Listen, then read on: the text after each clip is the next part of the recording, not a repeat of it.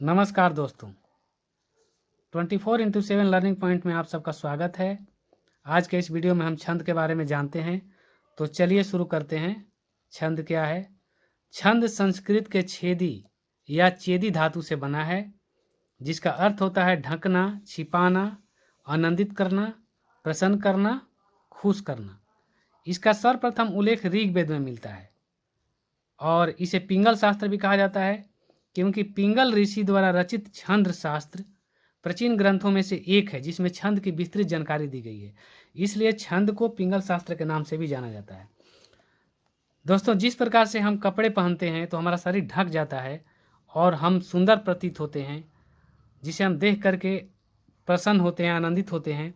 ठीक उसी प्रकार से कवि जो होता है, कविता को छंद रूपी वस्त्र से ढकने का प्रयास करता है, जिससे कविता की सुंदरता बढ़ जाती है, कविता से निकलने वाला रस बढ़ जाता है, जिसकी वजह से हम आनंदित होते हैं, प्रसन्न होते हैं, खुश होते हैं। तो छंद का अर्थ होता है उसके कमियों को ढक करके, कविता की कमियों को ढक करके उसे सुंदर बनाना, ताकि जो पाठक है या श्रोता है उसको पढ़ करके, सुन करके आनंद की प्राप्ति कर सके। तो छंद का अर्थ होता है ढकना, छिपाना, आनंदित करना, खुश करना। अब इसकी परिभाषा पर हम आते हैं। परिभाषा: जिस रचना में वर्ण, मात्रा, यति, गति, तूक, गण आदि नियमों का पालन हो उसे छंद कहते हैं।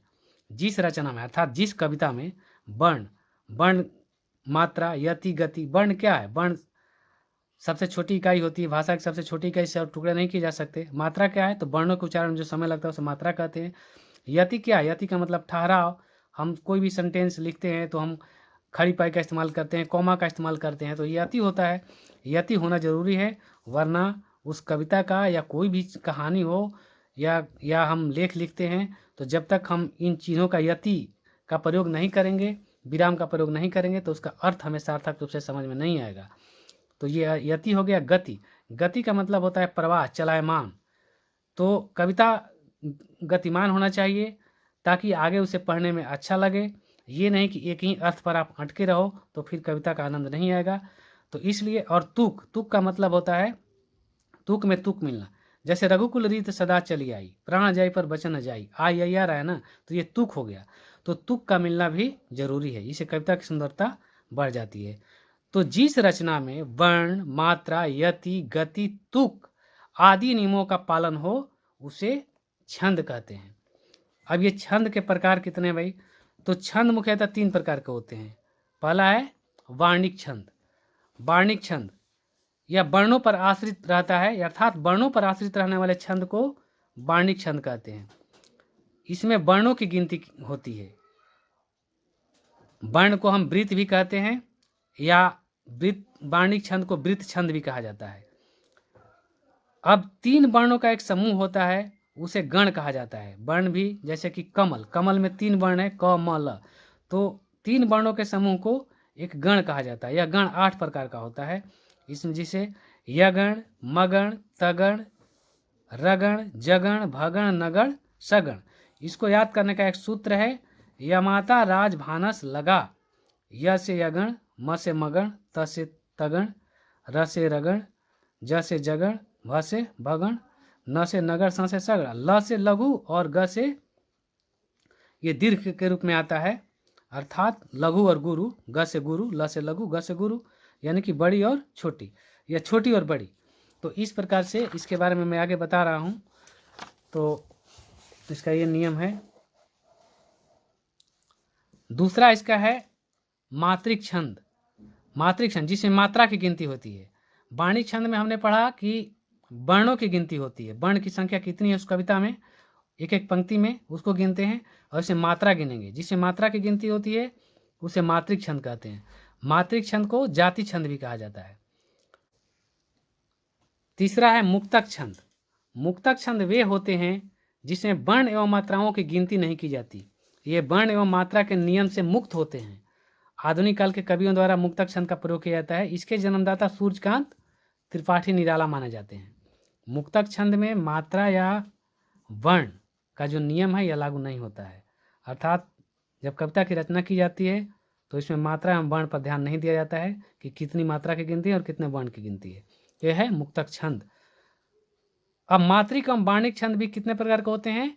3 प्रकार के होते हैं, सम, अर्धसम और विषम। सम क्या है? तो इसके चारों चरण में वर्णों या मात्राओं की संख्या बराबर होती है। अब चरण क्या है मैं इसको बता देता हूं। तो छंद के प्राय 4 भाग होते हैं, जिन्हें चरण कहा जाता है या पाद कहा जाता है या पद भी कहते हैं। तो कुछ छंदों में चरण तो 4 होते हैं, लेकिन उसको लिखा जाता है 2 पंक्तियों में। 2 पंक्तियों में लिखा जाता है, जैसे कि दोहा है, सोरठा है। तो इसमें होता क्या है कि ये 4 पंक्ति में न लेकर के, 4 चरण न लेकर के 2 पंक्तियों में लिखा जाता है। ऐसे छंद की प्रत्येक पंक्ति को क्या कहा जाता है? दल कहा जाता है। छंद की जो भी पंक्तियां हैं, अगर उनको 4 है, 2 पंक्तियों में लिखा गया तो एक पंक्ति को हम एक दल कहेंगे। कुछ छंद 6 पंक्तियों में लिखे जाते हैं। अब ये हमने पढ़ा कि 4 पंक्तियों या 4 चरण होता है इसमें, तो यहाँ हम पढ़ रहे हैं कि 6 पंक्तियों में लिखे जाते हैं। तो लिखने का कारण क्या है? तो इसमें 2 छंदों को जोड़ दिया जाता है, जैसे कुंडलियाँ जो छंद है, इसमें दोहा प्लस रोला, ये दोनों को जोड़ दिया जाता है। छप है, इसमें रोला प्लस उलाला को जोड़ दिया जाता है। तो इस प्रकार से 6 पंक्तियों का हो जाता है। तो लेकिन ऐसे अगर देखा जाए तो अगर आपसे कोई पूछे कि छंद के कितने चरण होते हैं, तो ये 4 चरण आपको बताना होगा। ठीक है, कितने पंक्तियों में लिखा जाता है? तो 2 पंक्तियों में लिखा जाता है, और कभी कभी ये 6 पंक्तियों में भी लिखा जाता है, 6 चरण में भी लिखा जाता है, क्योंकि इसमें 2 छंदों का योग होता है। अब आते हैं अर्धसम। अर्धसम पहले और तीसरे, अर्थात पहले चरण हमने पढ़ा कि 4 चरण होते हैं, तो पहले और तीसरे चरण अर्थात विषम। पहला क्या है? संख्या, एक संख्या होता है विषम, तीसरा भी होता है विषम। तो पहले और तीसरे में मात्रा एवं वर्णों की संख्या बराबर हो, फिर दूसरे और चौथे में वर्ण एवं मात्राओं की संख्या बराबर, तो इसको अर्धसम कहा जाएगा। इसमें सम में चारों चरण में बराबर होता है, अर्धसम में 2 में बराबर, 2 में बराबर। और विषम में क्या होता है? जो भी चरण है इसमें वर्ण एवं मात्रा की संख्या अलग अलग होती है।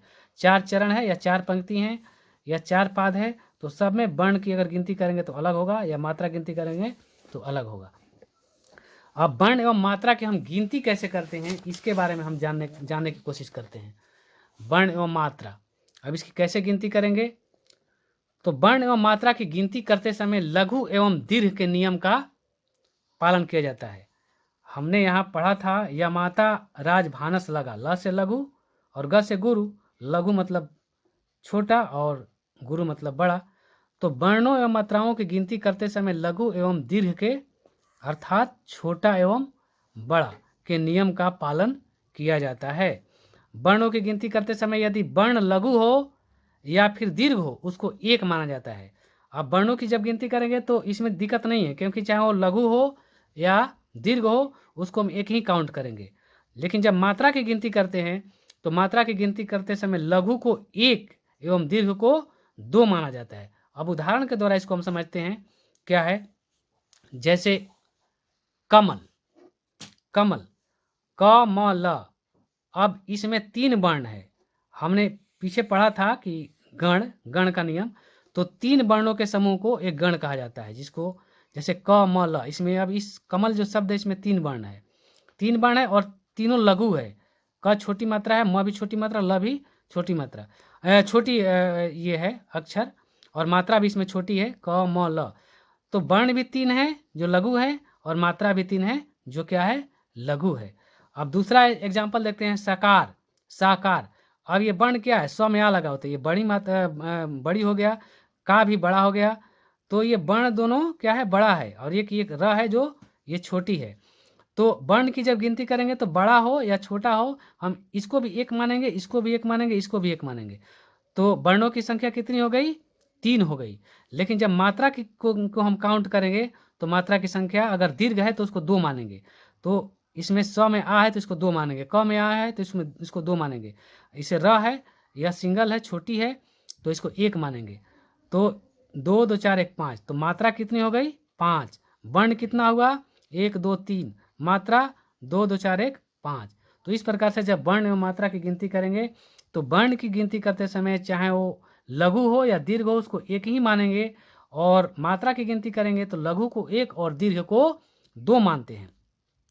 लघु का संकेत ऐसे होता है, डंडे जैसा, जैसे यहाँ लगाया गया है। इसका अर्थ होता है एक, और दीर्घ का जो संकेत होता है एस की तरह होता है।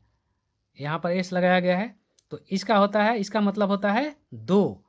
इससे एक और इससे दो का अर्थ होता है। तो यहाँ पर देखिए 2 2 4 1 5, यानी कि मात्रा की संख्या 5, वर्ण की संख्या 1 2 3, 3 हो गया। तो इस प्रकार से हम वर्ण एवं मात्रा की गिनती करते हैं। इसमें दोनों जो शब्द हैं, इसमें गण का नियम है। गण का नियम है क्योंकि दोनों शब्दों में 3-3 वर्ण है। 3 वर्णों के समूह को एक गण कहा जाता है। आप कोई भी आप लिखते हैं, जो शब्द वाक्य लिखते हैं, उसमें शब्दों के समूह को हम वाक्य कहते हैं। तो शब्द लिखते हैं, तो अगर 3 वो शब्द 3 उसमें वर्ण हो या 3 अक्षर हो तो उसको एक गण कहेंगे। जैसे मान लीजिए, देखिए इसमें लिखा हुआ है गी न ती, अब ग एक वर्ण हो गया, न एक वर्ण, त एक वर्ण, तो इसको एक गण कहेंगे। कमल में कमल, इसमें 3 ही है तो इसको भी एक गण कहेंगे। इसमें भी 3 ही है, इसको भी गण कहेंगे। जिसमें 4 हो उसको गण नहीं कहेंगे, जिसमें 2 हो उसमें वर्ण गण नहीं कहेंगे। तो जब हम वर्ण की गिनती करते हैं, मात्रा को तो हम ऐसे ही चाहे 2 हो या 3 हो उसको हम काउंट करेंगे, लेकिन जब वर्ण की गिनती करते हैं तो 3 अगर वर्ण का एक समूह होता है तो उसको एक गण कहा जाता है। तो आज के इस वीडियो को हम यहीं समाप्त करते हैं, और अगली वीडियो में हम कुछ महत्वपूर्ण छंद के बारे में पढ़ेंगे। तो तब तक के लिए नमस्कार।